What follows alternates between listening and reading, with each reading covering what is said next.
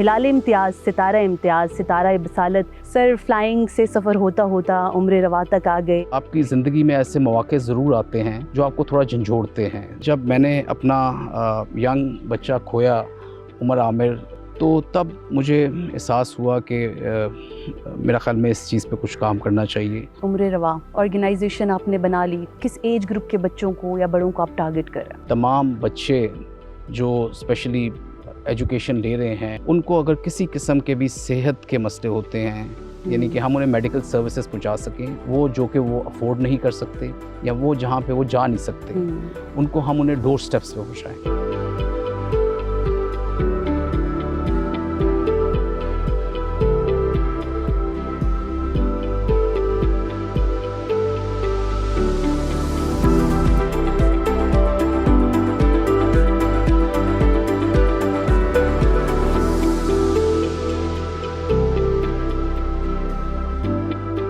अस्सलाम वालेकुम नाज़रीन, मैं हूं आपकी मेज़बान नीलम अरशद और आप देख रहे हैं programme discover Pakistan exclusive.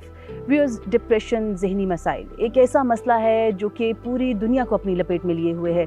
Pakistan में एक अंदाजे के मुताबिक तकरीबन 35% से ज़ायद आबादी ज़हनी मसाइल का शिकार है, लेकिन इस मसले पर कोई बात करने को तैयार नहीं होता। शायद शाऊर और आगाही की ही कमी है जिसकी वजह से रोज़ बरोज़ इस बीमारी में इजाफा होता जा रहा है।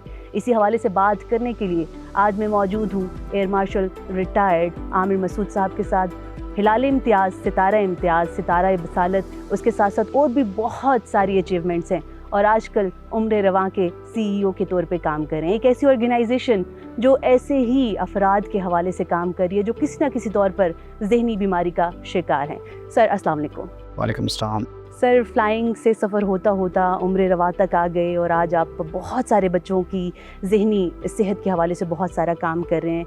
What was the idea behind this project? What was the passion? बिस्मिल्लाहिर्रहमानिर्रहीम। बहुत शुक्रिया आपका। रब इश्रह ली सदरी व यस्सिर ली अमरी वहलुल उक़दतन मिन लिसानी यफ़क़हू क़ौली। देखिए, एयर फोर्स तो मेरा एक पैशन था और प्रोफेशन भी था, और मेरा ख़्याल में पाक फ़िज़ाइया में होना जो है एक बड़े ऑनर की बात थी, और अल्लाह का बहुत करम था, बहुत शुक्र था कि अल्लाह ताला ने मौका दिया उसको 41 इयर्स की सर्विस करने का। मैं समझता हूँ कि वो एक दुनिया की बेहतरीन ऑर्गेनाइजेशन में से एक है जिसने बहुत अच्छे तरीके से ग्रूमिंग की और सिखाया समझाया। ये खुशकिस्मती थी मेरी भी कि बहुत अच्छे सीनियर्स मिले, और पाक फ़िज़ाइया की भी ये खुशकिस्मती रही है कि उसे बहुत अच्छे सरबराहान मिले हैं। ख़ास तौर पे जो हमारे फाउंडिंग फादर्स थे, असगर ख़ान साहब और नूर ख़ान साहब, उन्होंने जो एक फ़ाउंडेशन ले की, और उनके साथ बहुत सारे और लोग जो कि पाक फ़िज़ाइया से मुंसलिक रहे आज़ादी के बाद से लेकर आज तक। उन्होंने जितनी कंट्रीब्यूशंस की हैं, तो आज जो आप उसका समर देखते हैं कि पाक फ़िज़ाइया ने कभी भी अपनी कौम को किसी जगह पे मायूस नहीं किया, बल्कि हमेशा खुशियाँ दी हैं। और ये मार्के जो हैं ये वैसे नहीं जीते जाते, इसके पीछे एक बहुत दास्तान होती है कुर्बानियों की, और गाज़ी हमारे और शोहदा हमारे जिन्होंने इस मुल्क की खिदमत की और पाक फ़िज़ाइया का हमेशा नाम रोशन किया। खुशकिस्मती रही मेरी कि मैंने इस ऑर्गेनाइजेशन में सर्व किया और बड़ा कुछ सीखा। जहाँ पे हम कॉकपिट में सारी ज़िंदगी गुजारते हैं और फाइटर फ्लाइंग करते हैं, सिखाया भी और बहुत कुछ सीखा भी।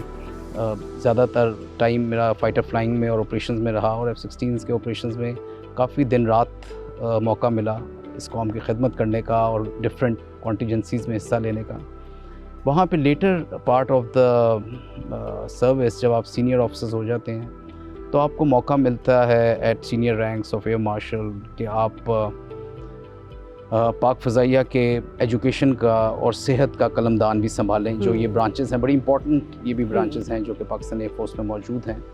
तो अल्लाह के फजल से मुझे ये भी मौका मिला कि मैंने पाक फ़िज़ाइया की जो हेल्थ वाला इदारा था, आपके लिए मेडिकल जो थी, उसको देखा, तो उसमें कुछ स्पेशल चिल्ड्रन का भी एक बनाया हुआ है पाकिस्तान फ़िज़ाइया ने। ख़ास तौर पे इंस्टीट्यूशंस भी बनाए हुए हैं, और इनके एक पूरी ऑर्गेनाइजेशन है जो कि स्पेशल चिल्ड्रंस को लुक आफ्टर करती है, उनके पेरेंट्स को लुक आफ्टर करती है और उन्हें हर तरह की सहूलत देती है। तो उसमें रहते हुए मुझे काफ़ी मौका मिला कि मैं उन बच्चों के साथ इंटरेक्ट करूं जो कि स्पेशल नीड्स वाले बच्चे थे, both physical and mental needs के साथ। उनके पेरेंट्स थे, दोज़ हू वर सफरिंग, उनको मौका मिला मुझे ना सिर्फ बात करने का, उनको मोटिवेट करने का, उनके चैलेंजेस को देखने का। تو اس سے مجھے کافی چیزوں کی آگہی ہوئی اور احساس بھی ہوا کہ کس طرح سے یہ لوگ زندگیاں گزارتے ہیں جن کا ایک یا دو بچے اس طرح کے ہوتے ہیں، تو جس سے پوری کی پوری فیملی جو ہے وہ افیکٹ ہوتی ہے، اور اس میں کافی سارے ایشوز ایسے ہوتے ہیں جو کہ اگر ہم ایک کمیونٹی کے طور پہ دیکھیں اور سپورٹ دیں تو ہم ان کو حل کر سکتے ہیں، جبکہ وہ جو پیرنٹس والی سائیڈ ہوتی ہے یا بچوں والی سائیڈ ہوتی ہے وہ اس کو اتنا بڑا سٹگما سمجھتے ہیں کہ وہ اس کو آپ سے ڈسکس نہیں کرتے، اس کو اوپننیس کے ساتھ کمیونیکیٹ نہیں کرتے، اور وہ اندر ہی اندر اس میں پستے رہتے ہیں، اندر ہی اندر اس میں سفر کرتے رہتے ہیں، اور کئی لوگ بیچارے اپنی زندگیاں بھی کھو بیٹھتے ہیں، اور پیرنٹس جو ہیں وہ جو ان کے کیئر ٹیکرز ہوتے ہیں بچوں کے، وہ بھی سفر کرتے رہتے ہیں، ان کی فنکشنلٹی متاثر ہوتی ہے، ان کی صحت متاثر ہوتی ہے، ان کی جابس، ان کی فیوچر جو ہے متاثر ہوتا ہے، جسٹ بیکاز کہ وہ اس کو سٹگما سمجھتے ہیں اور اس کی آگہی نہیں ہوتی، اور وہ کسی سے بات نہیں کرتے، کسی سے اس چیز کو ریلیٹ نہیں کرتے۔ سو یہ بھی مجھے تھوڑا موقع ملا پاک فضائیہ میں کہ ان سے ڈسکس کیا جائے، ان کے لیے سپورٹ گروپ بنایا جائے، اور میں نے یہ ہمیشہ سے سوچا ہوا تھا کہ جب بھی انشاءاللہ ریٹائرمنٹ ہوگی تو اس کے بعد میں اس طرح کا انسٹیٹیوشن ضرور کھولوں، لیکن پھر کچھ آپ کی زندگی میں ایسے مواقع ضرور آتے ہیں جو آپ کو تھوڑا جھنجھوڑتے ہیں، جو آپ کو تھوڑا اس بات کا احساس بھی دلاتے ہیں کہ کچھ انسانیت کی خدمت کرنا بھی ایک فرض ہے آپ کے اوپر۔ خدا کے بندے تو ہیں ہزاروں، بنوں میں پھرتے ہیں مارے مارے، میں اس کا بندہ بنوں گا جس کو خدا کے بندوں سے پیار ہو۔ تو وہ چیز تھوڑی سی دل میں تو تھی ہمیشہ سے، بٹ میرا خیال میں جب میں نے اپنا ینگ بچہ کھویا، عمر عامر whom I lost exactly almost an year back، تو تب مجھے احساس ہوا کہ میرا خیال میں اس چیز پہ کچھ کام کرنا چاہیے، دو کہ وہ بڑا مشکل وقت تھا اور آپ کو بڑی ایک مایوسی بھی ہوتی ہے، آپ کو ایسے لگتا ہے کہ تمام راستے بند ہو گئے ہیں، اور کافی آپ پہ ایک گہرا اثر ہوتا ہے جس کا میرا خیال میں اصالہ اسی طرح سے ہو سکتا ہے کہ اللہ تعالیٰ سبحانہ تعالیٰ اگر چاہے اور وہ راستے نکالیں۔ تو میں اللہ کا بڑا شکر گزار ہوں کہ اللہ تعالیٰ نے نہ صرف مجھے ہمت دی، صبر دیا، استقامت دی، بلکہ یہ راستہ بھی دکھایا کہ میں کوئی ایسے کام کروں جس سے لوگوں کو فائدہ ہو سکے، ان کے لیے امید بنوں، ان کے لیے ایک آسرا بنوں، اور اس سے آپ کے دل کو بھی سکون پہنچتا ہے، آپ کے روح کو بھی سکون پہنچتی ہے۔ تو یہ موقع ملا مجھے عمر عامر کے جانے کے بعد۔ عمر میرا بیٹا تھا، بہت ینگ تھا، اس کے بہت سارے خواب تھے، بہت ساری خواہشات تھی، بہت ساری امنگیں تھیں، اس نے بڑے سارے چیلنجز کے ساتھ بھی اور بڑی ہمت کے ساتھ اس نے یہ ساری چیزیں اچیو کی۔ او لیولز اس نے بڑی ڈسٹنکشن کے ساتھ HSN کالج سے کیا، LLB اس نے بڑی اچھے طریقے سے لمب سے کی جیسے پریسٹیجیس انسٹیٹیوشن سے، اور پھر اس کو جارج ٹاؤن یونیورسٹی جیسے ایک بہت پریسٹیجیس لا اسکول ہے ادھر کا امریکہ میں، اس میں بھی داخلہ ملا اور اس نے وہ بھی مکمل کیا اپنا LLM۔ اور یہ سب کچھ کرنے کے بعد اس نے نوکری شروع کی اور اس کی شادی بھی ہوئی، اس کی خواہشات کی جب تکمیل ہو چکی تو تب اس کے تقریباً 1 سال کے بعد اس کو ہارٹ اٹیک ہوا، اینڈ وی لاسٹ عمر، اور اس کو ہم نے کھو دیا۔ اور اللہ تعالیٰ کو یہی منظور تھا، اللہ تعالیٰ نے اتنی ہی اس کی زندگی رکھی تھی، لیکن ہمیں وہ ایک مقصد دے گیا میرا خیال میں، ایک اس نے ہمیں راہ دکھلا دی، اور اللہ کے فضل و کرم سے ہم نے عمر رواں کے نام سے آرگنائزیشن شروع کی۔ عمر رواں آرگنائزیشن آپ نے بنا لی، کب اس کو قائم کیا، اور اس کا جو مقصد ہے ایکچولی وہ کیا ہے؟ کن لوگوں کو، کس ایج گروپ کے بچوں کو یا بڑوں کو آپ ٹارگٹ کر رہے ہیں؟ دیکھیں جی، ہمارا عمر رواں سے سب سے بڑا مقصد یہ ہے کہ تمام بچے جو اسپیشلی ایجوکیشن لے رہے ہیں اور جو تعلیمی میدان میں اترے ہوئے ہیں، ان کو اگر کسی قسم کے بھی صحت کے مسئلے ہوتے ہیں یا کوئی ایسے انوائرمنٹل ایشوز ہوتے ہیں جس سے وہ اپنی تعلیم کے لیے وہ رکاوٹیں بنتی ہیں وہ چیزیں، تو ان تمام رکاوٹوں کو دور کیا جائے۔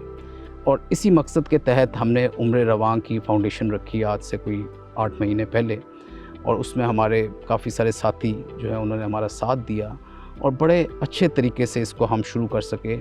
گورنمنٹ اسکولز میں منسٹری آف فیڈرل ایجوکیشن کی مدد سے ہم نے یہ ایک پائلٹ پروجیکٹ کے طور پہ شروع کیا F11 کے ایک اسکول میں، جو کہ جس میں زیادہ تر بچے more than 90% are underprivileged۔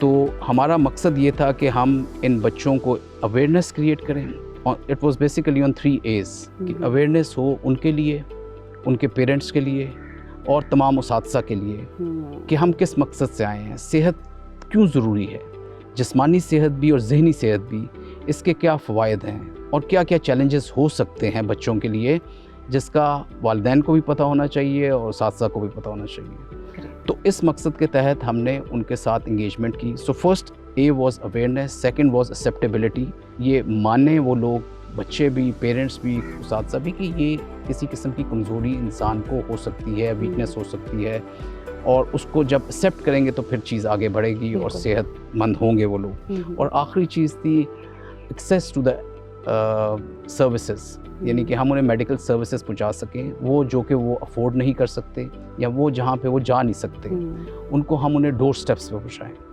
تو یہ ہمارا مقصد تھا جس کے تحت ہم نے ایک ماڈل کریٹ کیا, اور وہ ماڈل ہم نے بہت سوچ بچار کے بعد ہم نے کوشش کی کہ ہم ایسا ماڈل دیں کہ جس میں بچوں کو ہمارے پاس نہ آنا پڑے. بیکاز سب سے بڑا ایشو جو اس وقت ہے وہ یہ ہے کہ نہ اساتذہ کو معلوم ہے, نہ والدین کو معلوم ہے, اور نہ بچوں کو معلوم ہے.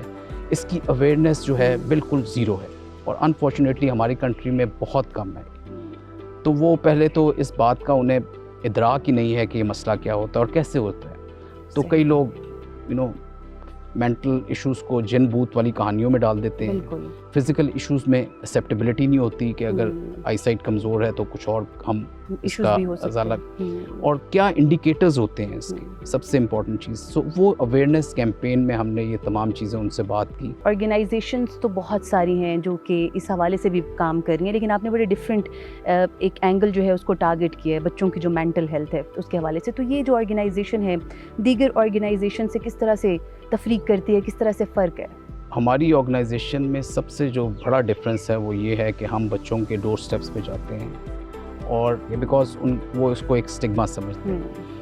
اور دوسرا یہ ہے کہ ہم ایک بہت کمپریہنسو طریقے سے چل رہے ہیں کہ بہت فزیکل اینڈ مینٹل ہیلتھ کو ایڈریس کیا جائے, بیکاز بہت چیزیں جو ہیں بہت are inter related and there is lot of connection between both the things, جو کہ ہم نے دیکھا بھی اپنے تمام یہ کاوشوں میں.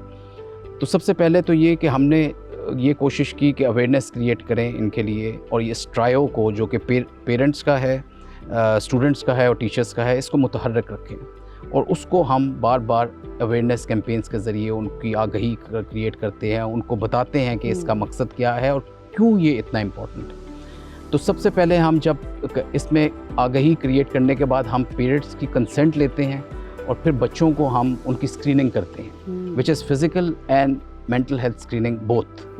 تو ہم اس میں سائیکالوجسٹ اور ڈاکٹرز بلاتے ہیں. ہمارے 5 ہاسپٹلز اور میڈیکل کالجز کے ساتھ MOU ہے, وہ ہمیں ہیومن ریسورس دیتے ہیں جس میں ڈاکٹرز ہوتے ہیں اور سائیکالوجسٹ ہوتے ہیں. تو ایک ہفتے کا کیمپ لگتا ہے جس میں یہ ساری کمپلیٹ اسکریننگ ہوتی ہے, جس میں ان کا ہارٹ, بلڈ پریشر, ان کا BMI, ان کی آئی سائٹ, یہ سب چیزیں چیک ہوتی ہیں. And along with that psychological screening بھی ہوتی ہے by the psychologist and the psychiatrist.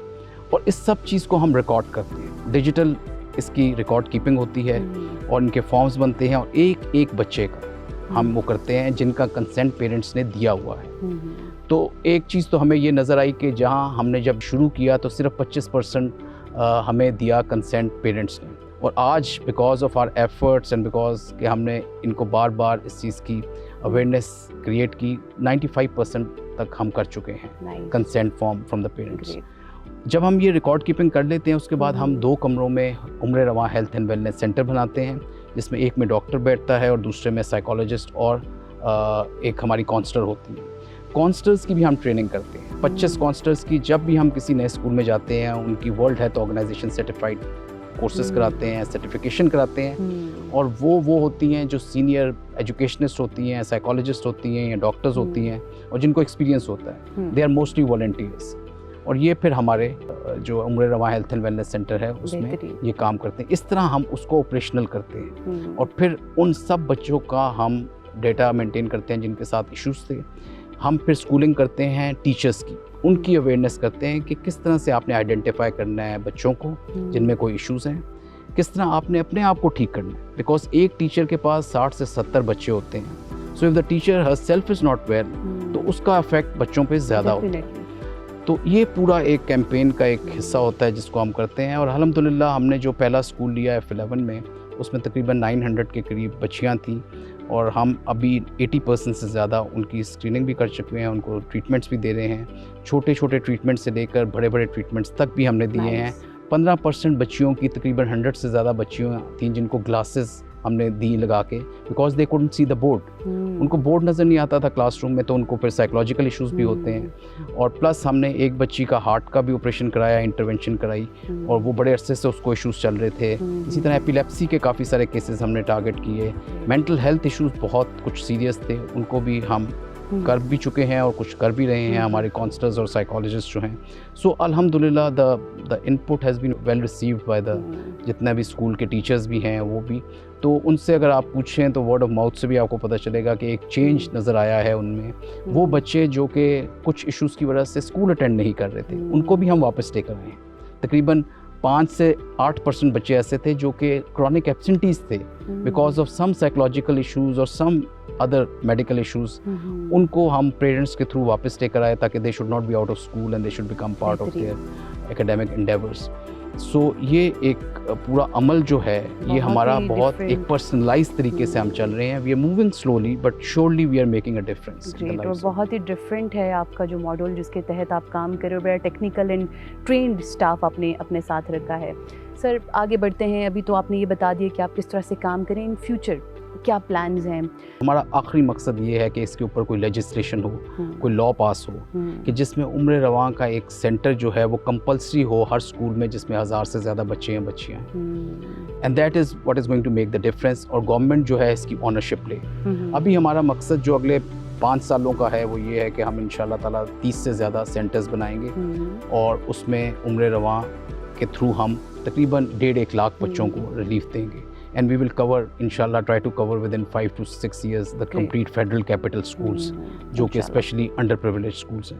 اور یہ ہمارا basically initial مقصد ہے. And then inshallah تعالیٰ ہماری کوشش ہوگی کہ simultaneously ہم اور schools کو بھی engage کریں جہاں پہ especially underprivileged children ہیں. even privileged children میں بھی issues بہت زیادہ ہوتے ہیں, ان کو بھی تو اگر وہ بھی ہمیں ٹیپ کریں گے تو we will definitely give them our model, we will share them experience جو بھی ہمارا ہے. بالکل سر, بڑی انٹرسٹنگ گفتگو چل رہی ہے. وقت کم ہے لیکن میری کوشش یہ ہے کہ زیادہ سے زیادہ آپ سے گفتگو جو ہے وہ کی جا سکے. سر کافی ساری باتیں ہوگی عمر رواں سے متعلق. اب بات کرتے ہیں آپ کے اپنے پروفیشن سے. لائک 40+ ایئرز آپ نے دے دیے ایئر فورس کو, اتنا اچھا یادگار وقت, اتنی ساری اچیومنٹس. کوئی یادگار ایسا واقعہ جو کہ آج بھی آپ سمجھتے ہیں کہ نہیں وہ بہت ایک ایسا واقعہ تھا جس کو آپ کبھی بھول نہیں پائے, کچھ ڈفرینٹ؟ بہت سارے واقعات ہیں. جس طرح میں نے آپ کو بتایا کہ ایئر فورس ایک بہترین آرگنائزیشن ہے, پاکستان کی ماں کی طرح ہے ہمارے لیے. تو اور اس میں مجھے ایک واقعہ بہت زیادہ سوسنٹلی اور بڑا کلیئرلی یاد ہے جس سے بڑی ایک موٹیویشن ہوتی ہے اور یہ بھی اندازہ ہوتا ہے کہ دشمن پہ کتنی دھاک ہے ہماری پاکستان فضائیہ کی ہمیشہ سے, جو کہ 65 کی جنگ کے بعد کافی نمایاں ہوئی. تو میں اس وقت کارگل کے دنوں میں فلائی کر رہا ہوتا تھا جب کارگل والے ایریے میں, اور F-16 پہ تھا, اور ہمیں بھی بڑا کانفیڈنس تھا کہ ہمیں مطلب اگر کبھی بھی موقع ملے گا تو ہم دشمن کو جو ہے اچھا ایک جواب دیں گے. تو اس سلسلے میں مجھے یاد ہے کہ اکراس دا بارڈر جو ہے کارگل میں انڈینز کے جہاز فلائی کر رہے ہوتے تھے اور میگز ہوتے تھے, Su-30s ہوتے تھے.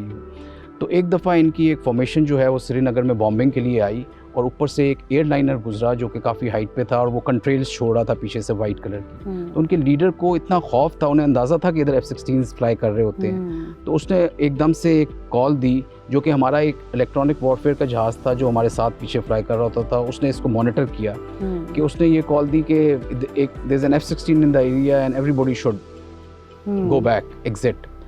اور اس کے بعد وہ ایک تھرتلی سی مچ گئی اور چاروں جو ہے نا ایک دوسرے کو دیکھے بغیر جو ہے نا انہوں نے دوڑ لگا دی اور واپس بیس کی طرف بھاگنے لگ پڑے. تو اس کی ریکارڈنگ جو ہے بعد میں ہمارے جو الیکٹرانک وارفیئر کا جہاز تھا اس نے آ کے ہمیں سنائی.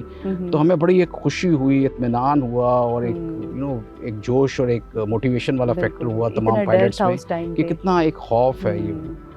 اس کے علاوہ مجھے ایک اور واقعہ جو کہ میں سمجھتا ہوں اس لیڈرشپ کے لحاظ سے جو عمر رواں کا ہم نے کارواں شروع کیا کہ جب میں اسپیشل چلڈرن کو دیکھ رہا تھا تو ہمارے ساتھ میرا ایک وارنٹ آفیسر تھا, فاروق اس کا نام تھا, اور اس وقت اس کے 3 بچے اسپیشل تھے اور بڑا بچہ جو ہے ٹھیک تھا. تو اس نے مجھے ملا اور اس نے اپنے ایشوز بتائے. تو ہم نے کوشش کی کہ اسے کسی طرح, کیونکہ میں اس کو لک آفٹر کر رہا تھا اس ایریے کو, تو بڑا بیٹا اس کا حافظ تھا اور وہ مینیج کرتا تھا ان کے ساتھ. تو جب میں ریٹائر ہوا اور میرا تھا کہ آرگنائزیشن میں شروع کروں گا تو میں نے اس سے بھی انگیج کیا کہ ایک سپورٹ گروپ کے طور پہ, بڑا موٹیویٹڈ تھا. تو وہ میرے پاس آیا اور مجھ سے گلے مل کے نا رونے لگ پڑا. اس نے کہا کہ جی جو بیٹا میرا ٹھیک تھا انفارچونیٹلی اس کی ڈیتھ ہوگی ایک روڈ ایکسیڈنٹ سے. unfortunate. اور اب میں یہ کرتا ہوں کہ میں نہ صرف اپنے بچوں کو خیال رکھتا ہوں اپنی بیوی کے ساتھ، بلکہ میں ایسے انسٹیٹیوشن میں جاتا ہوں آلریڈی گورنمنٹ کے جہاں پہ ان بچوں کو ایشوز ہیں اور ان کے پیرنٹس کو موٹیویٹ کرتا ہوں. سو مجھے وہ ایک بڑی مثال یاد ہے، ایئر فورس کا وارنٹ آفیسر تھا، ریٹائرڈ ہو گیا، اور میرے لیے وہ ایک لیڈرشپ کا ایک رول ماڈل تھا. بہترین سر، بہت سارے ڈیفینیٹلی اور بھی واقعات ہوں گے، لیکن وقت کی کمی کے باعث شاید ہم اسے نیکسٹ ٹائم سنیں گے. Sir last question about discover Pakistan T V, like آپ جس طرح کام کر رہے ہیں، ایک ویل بینگ کے لیے کام کر رہے ہیں، تو ڈسکور پاکستان کا کردار بڑا پازیٹیو ہے میڈیا میں. Any message for our screen? جی میں سمجھتا ہوں کہ ڈسکور پاکستان اور آپ کے جو پائنیئر ہیں کیسر صاحب، میرا خیال میں بڑا ڈائنامک قسم کا کام کر رہے ہیں کہ پاکستان کا ایک پازیٹیو امیج آپ لوگ ڈسپلے کرتے ہیں. میں نے جتنے بھی دیکھے ہیں پروگرامز وغیرہ اور ڈاکیومنٹریز جو آپ بناتے ہیں پاکستان کے متعلق، وہ بڑا ایک پازیٹیو امیج لے کر جاتے ہیں. اور آئی ایم شیور کافی ساری آپ کی موویز جو ہیں وہ انٹرنیشنلی بھی چلتی ہیں، اور پاکستان کو پروجیکٹ کرنے کے لیے کافی سارے ایمبیسیز جو ہیں میں نے خود دیکھی ہیں ڈسکور پاکستان کی، جو کہ ادھر چل رہی ہوتی ہیں دنیا بھر میں. سو یہ ایک بڑا پازیٹیو چیز ہے جو آپ کے لیے، میرا خیال میں یہ ایک کنٹریبیوشن ہے جو پاکستان کے لیے اور پاکستان گورنمنٹ کو کے لیے بہت ایک پازیٹیو امیج کے لحاظ سے بہتر ہے. اور اس طرح کے میرا خیال میں امیج کریشن جو ہے اپنے ملک کی ہونی چاہیے، because there lot of positivity in this country. The only thing is we need to highlight, and Discover Pakistan میرا خیال میں اس معاملے میں بہت اچھا ایک کام کر رہا ہے. Sir thank you so very much for your kind words and of course for your time for giving us.